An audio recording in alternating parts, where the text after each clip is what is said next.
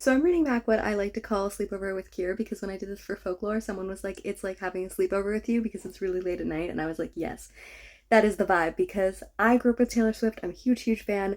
And I'm going to react as I go, just in my bedroom, just pausing after I listen to the music video and the lyrics, and it's going to be great and wonderful. Speak Now was my very first favorite Taylor Swift album.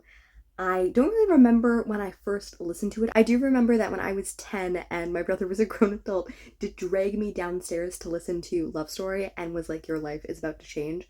And I remember like watching the music videos, like all four of us just like sitting on the bed and watching and theorizing and stuff like that. So Taylor Swift has been a part of my life for such a long time. I just listened to Electric Touch and it was really great. It reminded me of like what I love about this album, which it's like Sparks Fly and Enchanted and like the songs you listen to when you're young and you're like dreaming of love and it's like I don't know what's going to happen. I don't know where it is. I'm telling myself it's going to end badly and I'm waiting for you to show up and I really liked it. I liked a little bit of Fall Out Boy. It was really fun and it was really great.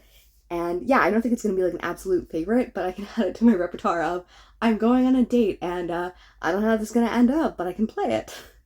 So yeah, I'm really, really happy to have the first one. When Emma Falls in Love, I immediately read the title like when it was first announced and I was like, yes. This one was so sweet. I really, really loved it.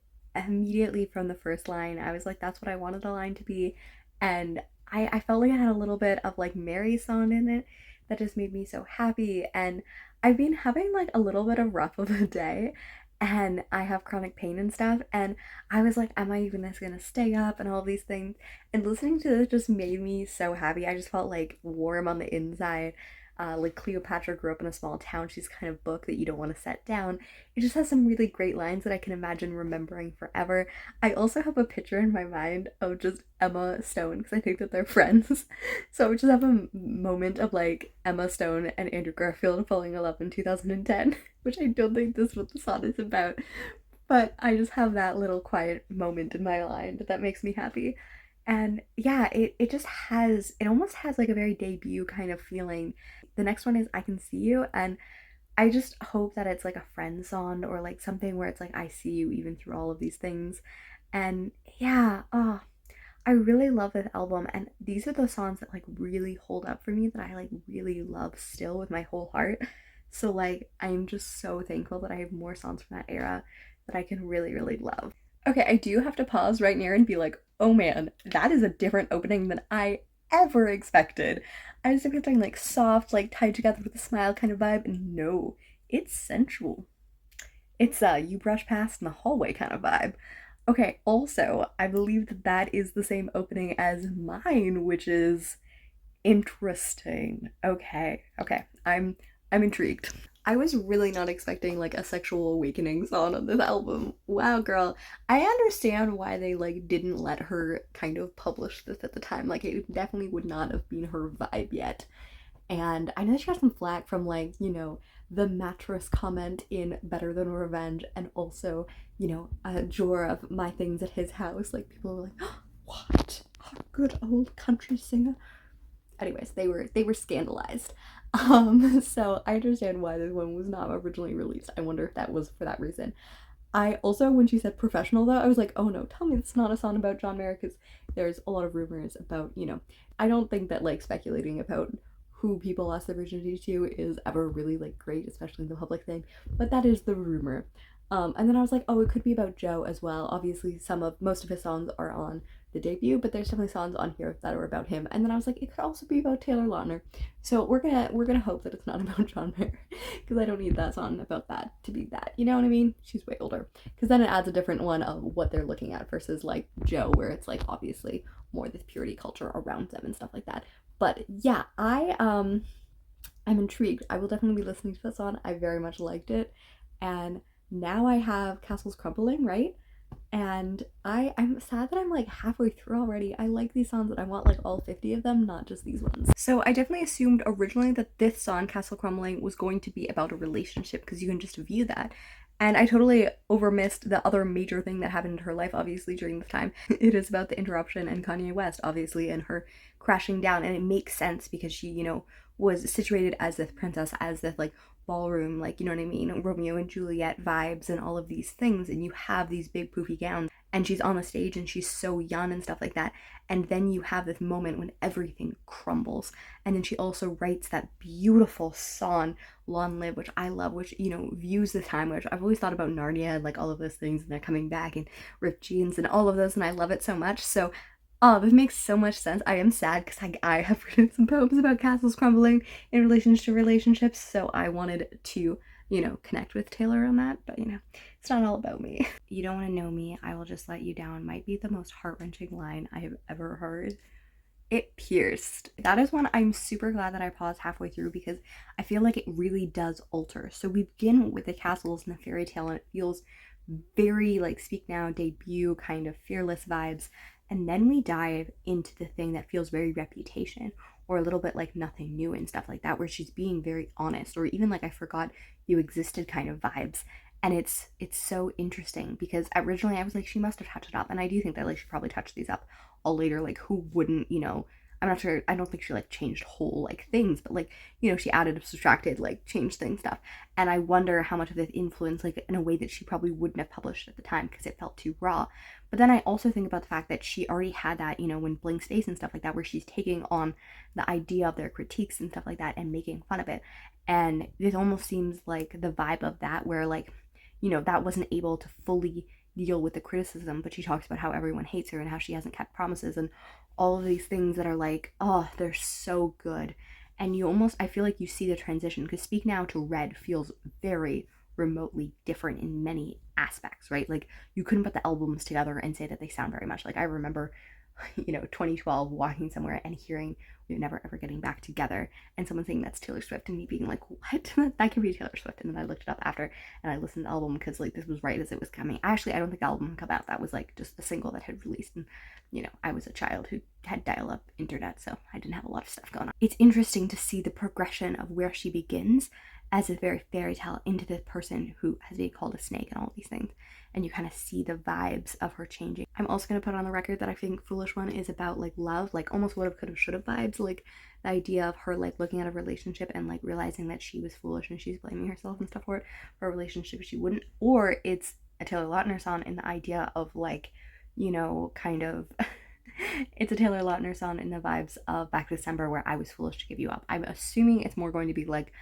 I gave you too much of my heart and then I got crushed, and like kind of self-blaming stuff, but who knows? Let's take the vibe. Maybe it'll be another sexual awakening. Who knows? So I think the embarrassing thing that I have to admit is that I relate to this as much at 25 as I would have at 13. Maybe I have some life thoughts and obsessions to think about. But the chorus is, foolish one, stop checking your mailbox for confessions of love that will never happen.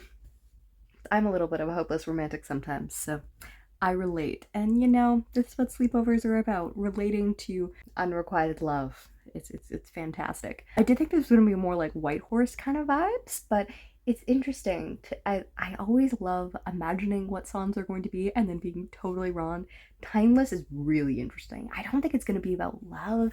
I think it's more about going to be about like timeless, kind of like We Are Timeless, because often her last songs like Change and stuff like that are. But it could be romance. I don't know.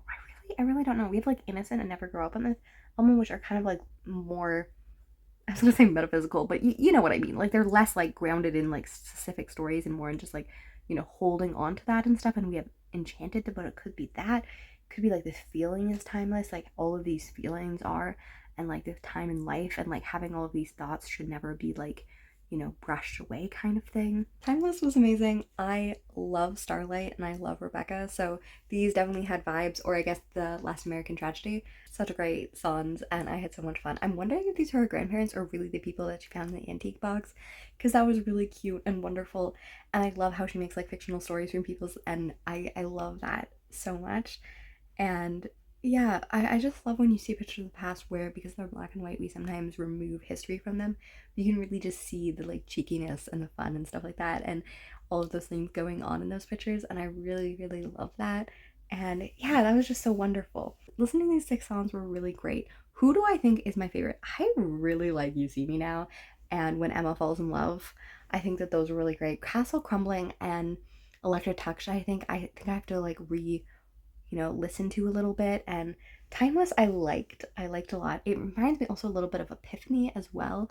Oh My was said in there, and that made me think about, like, you know, Mary Song, Oh My, and I was like, oh, maybe there's a little bit of that, because there has a little bit of that as well. Oh yes, I forgot Foolish One because it called me out so much. So I think I will listen to all of these songs again. I'm just gonna double check Better Than Revenge and see how it ended up. I don't think it's gonna be changed, but then my roommate sent me something about lyric changes, so I don't know, I need to explore this. Okay, that was definitely changed. Man, I did not expect. Also, she has a little bit less vindictiveness, so you know, that makes it slightly worse. I know it's super misogynistic and I don't approve it and all of those things. However, I still enjoy ranting it, okay? I just remember, you know, being 11 and like dancing around at a party to it and scream singing, especially when it was just me and my best friend and everyone else was my brother's friends who were like 10 years older. They're like 18 to like, you know, 25, and we're just two like 11-year-olds being like, we're so cool because we know this.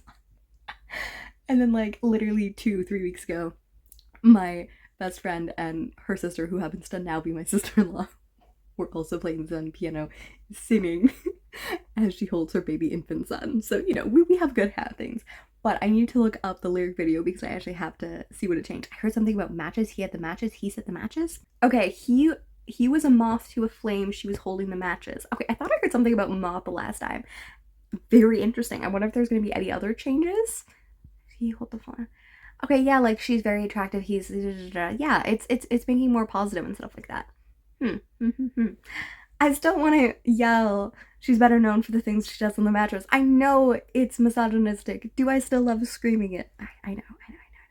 I just hate because this and Girl at Home is another song. Oh my goodness, my eyes are so black rimmed after. You know it's really dark. However, I'm really sad because Girl at Home is a song that I discovered later and I've enjoyed singing it. It's so fun. And then she changed it.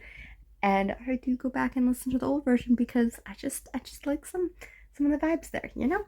Anyways, so I'm sad that like I wish you'd release like Too Good, like the nice like version, not nice version, because you know that I'm gonna go back and listen to the one of a guy that I don't really want to support, but I still need to sing this loudly, you know? I'm not a big fan of it, and I think that if she was going to change it to it was a moth to flame, she was holding the matches or whatever, that she should have, like, when, you know, he said things like I can now hear my roommate in the background listening to it play and it is distracting.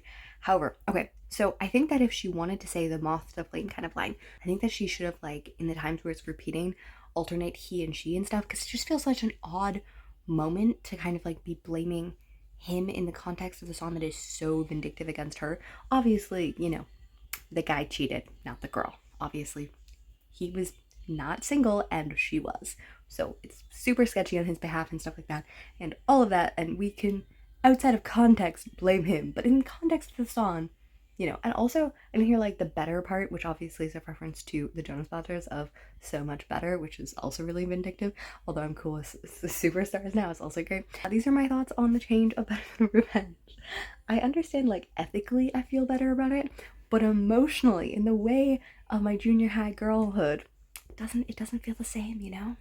And also the song that, even though I sang it, it never made me want to slut shame people in reality, right? Like, I feel like that's the thing, right? Like, the song was always fun and I understand all those things, but in my life, it didn't have like a real life consequence of me slut shaming people. I've listened to a few more songs. I'm going to bed because it's way too late, and I just want to thank you for joining me on this journey. I normally talk about books and not music, but if you want to stick around, I talk a lot about literature, YA, fantasy, classics, literary fiction, all of the things, some poetry, some graphic novels. It's a fun time. You should join.